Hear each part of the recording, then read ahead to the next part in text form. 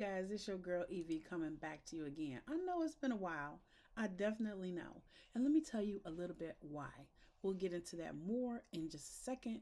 But we're going to be talking today about Law and Order Organized Crime and Law and Order SVU on the same video. I know I usually do two videos, but I'm only going to do one video today. And I got a surprise for you guys, an awesome, awesome surprise. We're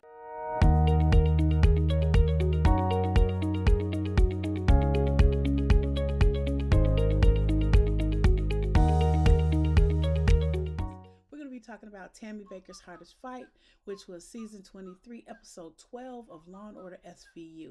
You know what we do, how did it start, what happened, who did it, why, and how did it end. Got some notes here. A lot of this is about a fighter. We have a prize fighter. And in this particular episode, I was confused because so many things happen. First of all, we find out that this Tommy guy is going to do a prize fight and that he doesn't show up for the fight. Well, why doesn't he show up for the fight? Well, doesn't show up for the fight because it looks like that he's been sexually assaulted in a van. But before we get into all of that, McGrath, what's up with Chief McGrath? Like, he has been tripping lately and he wants everything cut and dry. He wants the case solved right away. Well, it's not going to be so cut and dry. But I told you guys I was going to tell you why I haven't been on. Well, your girl had COVID again. So I've been down and out, but I'm feeling much better now. And I'm glad to see you guys. I missed you guys so much. So anyway, we know that Chief McGrath is having some personal problems and Liv is, trying to be patient with him and trying to address that. But getting back to Tommy, this is why I was confused in this particular episode because Tommy is a fighter. He has a wife. But then we find out Tommy's on the down low that he's gay and that he has decided to come out to the world. And that's not a problem for him to come out to the world, but this particular incident happens to him prior to him being able to do that. So his father gets involved. They assume that it's his dad that had this happen to him because his dad tried to, make him a man when he grew up and all of this stuff. And then his wife is like, nah, Tommy would never hurt anybody. He's the sweetest person. I don't know why this happened to him, So his business manager, Tommy's business manager, I suspected him at first because I was like, maybe that's what's going on. But come to find out, we meet Tommy's boyfriend. Tommy's boyfriend is in the chapel. He's praying because Tommy is now in the hospital. He's unconscious. He's been beaten pretty bad and he's been sexually assaulted. So we're waiting for Tommy to wake up at this point. And Liv and them are all working the case. Velasco's working the case. Amanda, Finn. So I like the part when Finn tells her that you know that McGrath's been tripping pretty much. You ought to let him know that you heard what he said and that you're on his side. It's good to have someone in your pocket, so to say. So what Finn is trying to say is you need leverage. You need leverage over this guy and get it any way you can. And Liv, being the person that she is, she doesn't really want to do that, but she hears Finn what he's saying. So the part that confused me is that Phil's in the chapel praying, which is his boyfriend, but he has a wife. Okay, I know gay people have wives. I know they have husbands, but I was so confused because why do you have a wife and a boyfriend? Make it make sense. Anyway, then we find out that his wife, Chrissy, has a boyfriend. And she knows that her husband is gay. And she's okay with that. Again, make it make sense. For me. Please. No. Anyway, so we find out that Chrissy she is the best friend to Tommy. Tommy loves her. He also loves Phil. And then Chrissy is in love with Ricky. Ricky happens to be someone that Tommy doesn't particularly care for. So they are assuming that Ricky did this to Tommy because Ricky has been splurging because he has gotten a hold of the credit cards per Chrissy, and he's rented $1,000 Porsche a month per Chrissy, the wife of Tommy. This is all a mess. So Liv doesn't betray McGrath's confidence. He doesn't. He tells her about what's going on with his daughter, teenagers, right? Got two of them myself, so I know that he's going through something. Violence toward anyone is not to be tolerated, and I'm referring to what happened to Tommy. They assumed that he was bashed and assaulted because he was coming out. I don't care if you're coming out, staying in, whatever. The point is, we don't need to be violent to people. We don't always understand their situation. We don't always understand what they're going through, but it doesn't mean that you have to be mean to someone or be violent. I didn't particularly like this episode, and I'm going to tell you why. Didn't like the episode because I was freaking confused. Confused as to why that Ricky ended up being the person that actually did that to Phil. But his boyfriend, wait, was it Ricky? Yes. His boyfriend, Phil, that was praying in the chapel, ended up confessing to them that he knew what happened. That there was an altercation in the basement, that he knew that Ricky was there, and he was there, that they hit him in the head, he was unconscious, and that he allowed Ricky to take him away. So essentially, he allowed Ricky to sexually assault his own boyfriend because he wasn't going to leave his wife. Well, you knew he had a wife. You knew he had a wife when you got with him. So you think you're supposed to be I'm so confused, y'all. I'm telling you, this episode, I couldn't do it. So the surprise that I said I want to talk to you guys about before we get into Law and Order Organized Crime is I am an author, and I wanted to share something with you guys. I love Law and Order so much, I created notebooks for Law and Order. We love to watch it, right? And when we watch it, we can always take notes, or we can just prove to our friends and family that we are truly fans of Law and Order. So I'm going to leave a link to my bio below to the author page where you can pick up these books. Look at this, you guys. Captain Olivia Benson. It is a notebook. Yes, it's a notebook, you guys. This is the cutest ever. Oh my God, Captain Olivia Benson. And on the back, look, Manhattan Police. And then also I got one for Amanda. Made one for Amanda. You guys can take notes in this. You can put it in your purse. You can take it to work. You can put it in your briefcase. It just gives you another ability to be able to write stuff down, to jot stuff down, and to prove your love for Law and Order, because these are their stories. Dun dun. That's right. Got one for Law and Order Organized Crime as well. And I also made one. These are their stories. This is the cutest ever, guys. You guys should pick up one for real. I couldn't forget about my boy Carisi. Yeah, Carisi. So I got everybody except Velasco. I haven't made any for Sergeant Bell yet, but I'm getting there. And also, you can also pick up other notebooks that I made. This is all shades of beautiful. It's a lovely notebook that women can have and appreciate. African American women, regular women, it doesn't matter. It's filled with 120 line pages, like I said. And don't forget about Easter for your kids. We got coloring books for the children.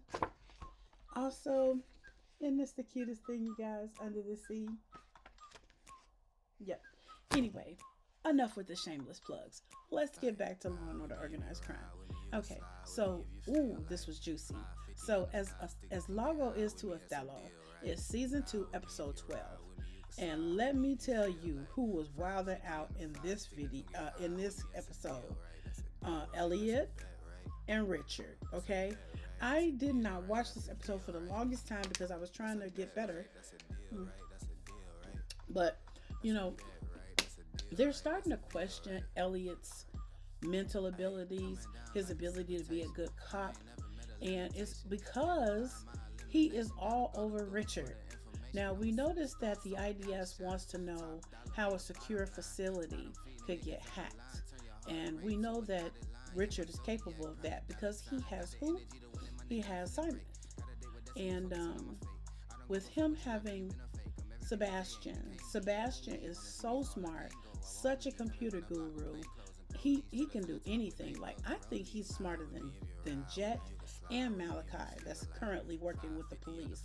But I like Sebastian. You know what I'm saying? I really like him. He has a good heart. He's not keeping the money for himself that he hacks into. He's giving it away. Whereas Richard just wants to get rich. And Richard is now completely obsessed with Angela. Like, when did this happen? And Richard and Angela are celebrating. They're opening wine. They're eating truffles that he brought her, white truffles. And he gives her a diamond bracelet. And he loves showering her with gifts, he says. He wants to renew their bounty, is what he says. But then she's not really feeling it. And he asks her if there's someone else. Well, we know that there's not, but he doesn't know that. So then he threatens her with a knife. Yeah, he says he don't care who it is. It's finna stop now. You crazy. First of all, you got a knife to my throat. I was really scared for Angela at this point because I really thought he was gonna hurt her. See, this is the beginning of an abusive relationship all over again. Like, we don't know why she left Richard. They don't really get into that, but I can see kind of why she left Richard, because he's crazy. So we see that McClane and Richard are high frequency training, just like the GameStop incident. He's going to boost up all the sales to make the market think that it's doing well, and then people are going to invest. And as they invest, they're going to invest their money in this particular stock he created, and it's going to make them millions. That's kind of smart. Illegal, but smart. So we see that Elliott is listening in to all of this that's happening to Angela and Richard in the house, right? Excuse me, my throat is dry. Sorry, guys. And we see that he's getting upset. I mean, is Elliott jealous? Or is he just trying to get under Richard's skin?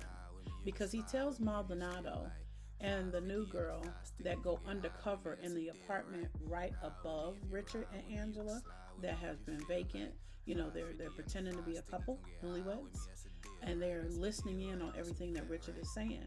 Now, is Richard stupid enough and don't think that they can hear him, or is he just doesn't care at this point? Anyway, Elliott tells Maldonado to go into her apartment, Angela's apartment, and get some panties. Elliott, you're obsessed at this point. So I know why he's doing it. He wants him to grab her panties so he can make it look to Richard that he is involved with Angela. But that's going to get Angela hurt again. I feel for Angela because she's stuck like monkey in the middle. You know what I'm saying? So we cut to Nova and Sergeant Bell. And the congressman, Kilbright, doesn't know that Nova is a police officer. You know, but she's getting closer and closer into the industry that he's been into. So she's totally infiltrated that. And the governor and the congressman are actually having a powwow, and they see that Sergeant Bell has been invited. Well, actually, she wasn't invited. She was going out to dinner for her anniversary with her wife. Excuse me. And they kind of turned that into a meeting opportunity. How they knew that she was going to be there, I don't know. But when she gets there with the flowers, it's so cute. But they blindside her, and later on she's talking to Nova, and she's telling her that I want to pull you out. This is too dangerous, just like a Gina situation. And Nova is clear that she does not want to be pulled out, that she's in there, she's in like Flynn, and she wants to do her job. So the market is going to crash according to Jet. And they're going to create a rainbow table to collect all the information on Richard so they can break into his particular password. And when you create a rainbow table, you're collecting all information about the person, their birthday, their pet name, their kid's name, data, addresses, birthdays, social security numbers, all of that stuff. It is scary, the stuff that you can find out on the internet about someone, but that's a whole nother video. Well, the key to cracking the code is the personal information. So and Sergeant Bell is just about done with Elliott because she's getting heat from above from Brewster telling her this guy is crazy. The governor's calling in about Elliott. Richard's calling in about Elliott, and everybody's on Elliott right now, So Sergeant Bell really likes him. She doesn't want him to lose his job. She's trying to make him keep his cool. But Elliott is crazy at this point. So Elliott meets Angela at the restaurant, and he takes her coat. We can see Richard is watching everything because the email that she gets that invites her to dinner in the first place is Elliott in his underwear. It's a picture of him. Richard sees this because she doesn't change her passwords. She makes it too easy on her computer, on her laptop. So he knows that there's going to be a date tonight. So he follows them. He's looking, he sees them, acting cordial inside the restaurant, kind of intimate. And Elliott leans over and he's making it look all intimate and staring into her eyes. And all the while he's like, I know what you're doing. And it's okay because I want you to do it. You're swimming in dangerous waters. I want you to be careful.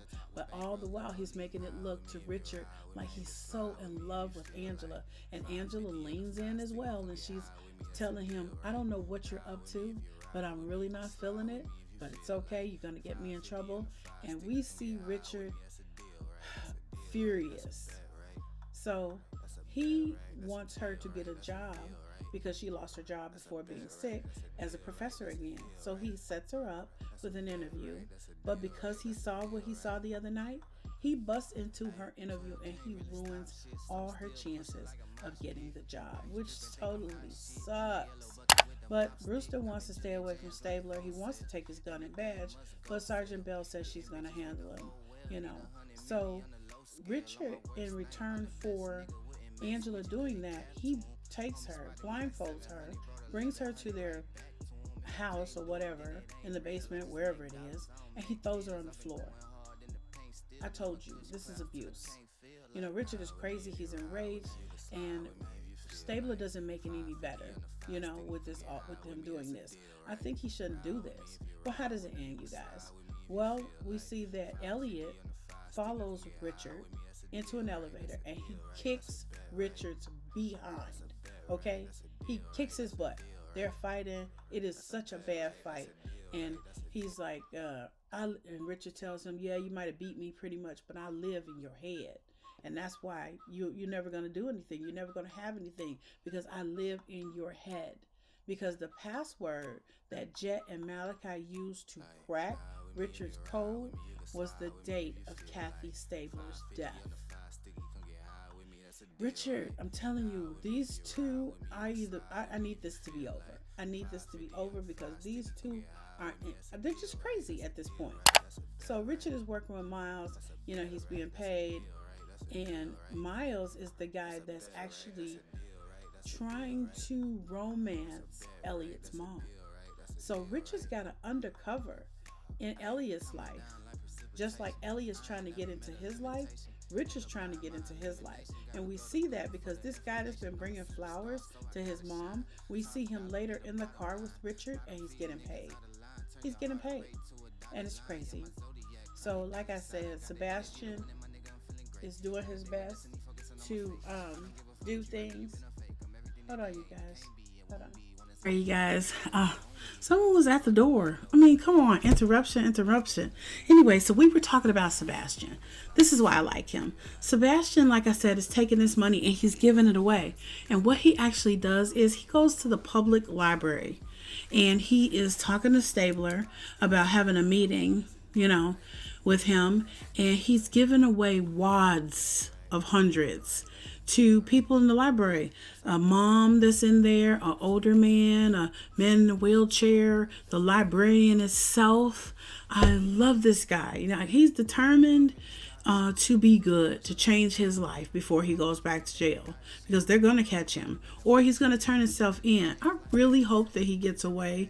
I really hope he doesn't have to go back because, he has changed. He is different. He's trying to be righteous and he's making amends for what he's done, but Stabler goes to talk to a psychiatrist, and boy, does he need one, because the psychiatrist wants to know, is he obsessed with Richard and catching him? And he says that it's not an obsession, that justice is not impartial, that he said he's a warrior for justice. He says he's a guardian of justice. And, you know, his pursuit of the obsession of justice and his faith, he ends up taking this seriously, and it requires him as a duty to find out what Richard is up to and to capture Richard. So global financial system thinks that he's delusional and obsessive, and they don't think that Richard is inside their business financially. And this is one of the reasons that he's investigating Richard, is to catch him because of his wife's death, and also because he's infiltrating all these companies with the help of Sebastian, by the way. But I still love Sebastian. So is Elliott delusional or obsessive? Is he crazy at this point? You know, it reminds me of his days with Olivia, you know, when he was just too into the job. Now, he says he needs 2 days to prove that he's not crazy, or he'll give him his badge and his gun. What do you think? Like, who's crazier, Sebastian, Richard, or Elliott at this point? Oh, and let's not forget about Congressman Kilbright. Are you concerned with Nova? I am. I'm concerned that she's getting in too deep and she's not going to be able to get out. I'm also concerned that, you know, Richard's going to do something to Elliott or his mom at this point, or his kids, because who set up Eli? I mean, it looked like it was Dana, but it could have been Richard. You know, Richard is all up in his life right now. It's already enough that he took away his wife, but now he's looking at his kids, his mom. I think Elliott is going to kill him, and he's going to have to go to trial about it, because at this point, after he whooped his behind in the elevator, Elliott just don't care. He really don't. And Sergeant Bell is like, I can't hear none of the stuff that you're trying to tell me, because otherwise I pretty much will have to fire you, you know? Woo! This whole episode, you guys, it was juicy. It was good. The other episode with SVU, it was good too. But I'm telling you, my boys are out of pocket at this point. If you like the content that you've seen today, I hope you would consider subscribing. We are always talking about Law and Order Organized Crime and Law and Order SVU. Not just that, but February 24th, you guys, the original OG Law and Order drops. Dun dun. Again, after 10 years. Your girl's going to cover it. At least I'm going to try. And do not forget to look in my links down below so that you can pick up some of these lovely, lovely journals. You know you want one. You know you do.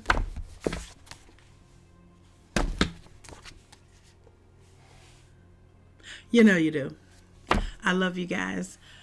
Be good. Be focused. Stay woke. And you know what? Law and Order on. I love you.